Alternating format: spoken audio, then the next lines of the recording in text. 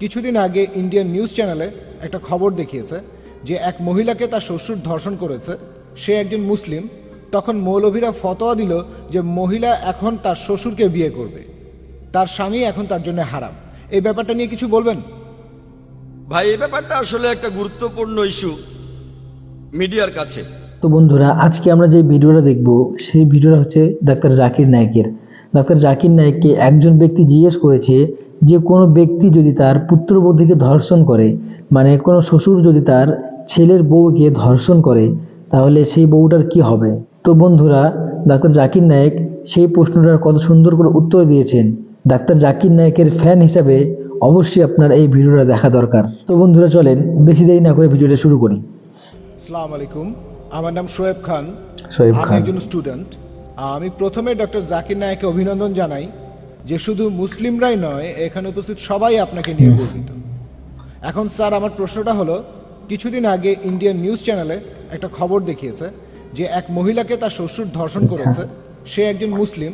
তখন মৌলভীরা ফতোয়া দিল যে মহিলা এখন তার শ্বশুরকে বিয়ে করবে, তার স্বামী এখন তার জন্য হারাম।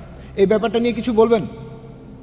ভাই, এই ব্যাপারটা আসলে একটা গুরুত্বপূর্ণ ইস্যু মিডিয়ার কাছে। আর আপনারাও হয়তো জানেন যে কয়েক মাস আগে ইন্ডিয়াতে ইমরানা নামে একজন গৃহবধূ, তাকে তার শ্বশুর ধর্ষণ করেছিল। তখন ফতোয়া দেওয়া হয়েছিল, বেশিরভাগ ইন্ডিয়ান ওলামাই তখন ফতোয়া দিয়েছিলেন। আর একটা দারুল উলুম ফতোয়া দিয়েছিল, যেহেতু মেয়েটাকে তার শ্বশুর ধর্ষণ করেছে, সে তার স্বামীর কাছে ফিরে যেতে পারবে না, সে স্বামীর জন্য হারাম হয়ে গেছে। আর মিডিয়া যখনই দেখে এই খবরটা দিয়ে ইসলামের নিন্দা করা যায়, তারা সেটা লুফে নেয়, তারপর খবরটা চারিদিকে ছড়িয়ে দেয় যেন ইসলাম ধর্মে এই ইস্যুটা ছাড়া আর কোনো ইস্যুই নেই। আর ইন্ডিয়ান প্রেস তারা কি করেছে, বেশিরভাগ চ্যানেলে খবরটা দেখানো হয়েছে যে ইসলাম ধর্মের উলামা, শিউক আর মাওলানা তারা বলে একটা মেয়েকে তার শ্বশুর ধর্ষণ করেছে, সে একজন ভিকটিম। কিন্তু ইসলাম ধর্ম কি বলছে? ইসলাম তাকে সাহায্য না করে উল্টো আরো তার নামে বলছে যে মেয়েটা স্বামীর কাছে যেতে পারবে না, সে স্বামীর জন্য হারাম। আর মিডিয়া তারপর এই খবরটাকে চারিদিকে ছড়িয়ে দিচ্ছে, এমনকি আজকেও ছড়াচ্ছে। তবে আমি সবসময় বলি, যদি আপনি মিডিয়ার সামনে কথা বলতে না জানেন, আপনাকে ট্রেনিং নিতে হবে।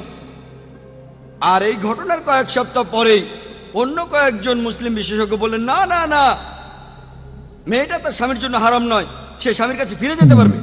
যারা ফতোয়া দিয়েছে যে মেয়েটার জন্য তার স্বামী হারাম, তারা ভুল বলেছে। তারপর তারা অমুসলিমদের সামনে এ নিয়ে তর্কযুদ্ধ শুরু করে দিল। আমরা এইভাবে আমাদের দুর্বলতাগুলো অন্যদের সামনে তুলে ধরছি। মজার ব্যাপারটা হচ্ছে, বিশেষজ্ঞদের এই দুটো দলই তাদের ফতোয়া দেওয়ার জন্য পবিত্র কোরআনের একই আয়াতের উদ্ধৃতি দিয়েছে। যারা ফতোয়া দিয়েছে যে মেয়েটা হারাম তার স্বামীর জন্য, তারা সূরা নিসার একটি আয়াতের উদ্ধৃতি দিয়েছে। সূরা নিসার 22 নম্বর আয়াতে বলা হয়েছে যে নারীদের মধ্যে তোমাদের পিতা যাদের নিকাহ করেছেন, তোমরা তাদেরকে নিকাহ করো না। এখন আরবি ভাষায় নিকাহ শব্দটা দুটো অর্থ আছে, একটা হলো বিয়ে, আরেকটা অর্থ হচ্ছে সহবাস। আর আরবি ভাষা সম্পর্কে ভালো জানে এমন কাউকে জিজ্ঞেস করুন, তিনি বলবেন হ্যাঁ, নিকাহ শব্দটা দুটো অর্থ আছে, একটা হচ্ছে বিয়ে, আরেকটা হচ্ছে সহবাস। আর বিশেষজ্ঞদের প্রথম দলটা, তারাই সংখ্যায় বেশি, তারা হলো দারুল উলুমের একটা বিশেষ গ্রুপ। তারা নিকাহ শব্দটার অর্থ করেছেন সহবাস। তাহলে নিকাহ শব্দের অর্থ যদি ধরে নেন সহবাস, তাহলে কোরআনের এই আয়াত বলছে তোমরা সহবাস করতে পারবে না তোমাদের বোনের সাথে, তোমরা সহবাস করবে না তোমাদের ফুপুর সাথে অথবা খালার সাথে, এবং তোমরা সহবাস করবে না সেই মহিলার সাথে যে সহবাস করেছে তোমার বাবার সাথে। এটার উপর ভিত্তি করে তারা বললেন ছেলেটার বাবা এই মেয়ের সাথে সহবাস করেছে, এখন এই মেয়ে তার ছেলের সাথে সহবাস করতে পারবে না, সেজন্য মেয়েটার স্বামী তার জন্য হারাম। অন্য আরেক দল বলল না, এটার অর্থ বিয়ে। এ নিয়েই তারা তর্ক করতে লাগলো। আমাদেরকে হিকমার সাথে উত্তর দিতে হবে। 1 নম্বর পয়েন্ট, ইমরানা নামে এই মেয়েটার সাথে যা হয়েছিল সেটা সহবাস ছিল না, এটা ছিল জিনাবিল জবর, ধর্ষণ। ধর্ষণ আর সহবাস দুটো আসলে এক নয়। আর ধর্ষণকে আরবিতে নিকাহ বলা হয় না। 1 নম্বর পয়েন্ট।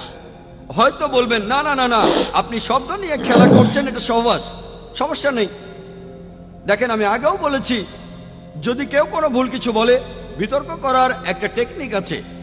যদি কেউ বলে 2 যোগ 2 সমান 5, আমি তর্ক না করে বলবো আচ্ছা এই নেন, এখানে 2 লক্ষ দিরহাম, আরো 2 লক্ষ দিরহাম, এবার আমাকে 5 লক্ষ দিরহাম দেন। সে তখন বলবে না না না, টেবিলটাকে ঘুরিয়ে দিন। আমাকে যখন এই প্রশ্নটা করা হয়েছিল আমি বলেছিলাম, আমি তর্কের খাতিরে মেনে নিলাম যে নিকাহ অর্থ সহবাস।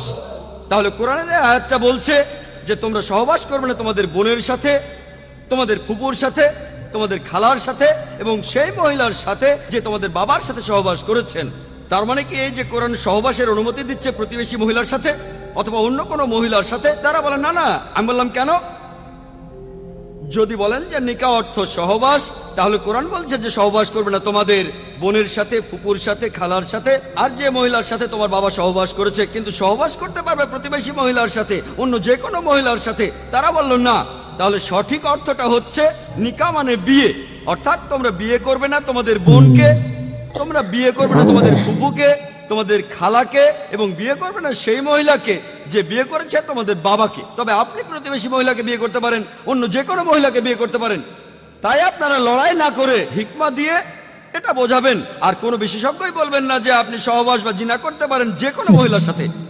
হিকমার সাথে উত্তর দেন, সমস্যার সমাধান হয়ে যাবে। কিন্তু দুর্ভাগ্যজনকভাবে নিজেরাই একে অন্যের সাথে তর্ক করছি মিডিয়ার সামনে, ইসলামকে সবার সামনে হাস্যকর বানাচ্ছি। আশা করি উত্তরটা পেয়েছেন। তো বন্ধুরা, ভিডিওটা যদি ভালো লেগে থাকে তাহলে অবশ্যই বন্ধুদের মাঝে এবং আত্মীয় স্বজনের মাঝে শেয়ার করবেন, তাহলে সবাই অনেক কিছু জানতে পারবে ইনশাআল্লাহ। তো বন্ধুরা, দেখা হচ্ছে পরবর্তী ভিডিওতে। ততক্ষণের জন্য ভালো থাকবেন, সুস্থ থাকবেন।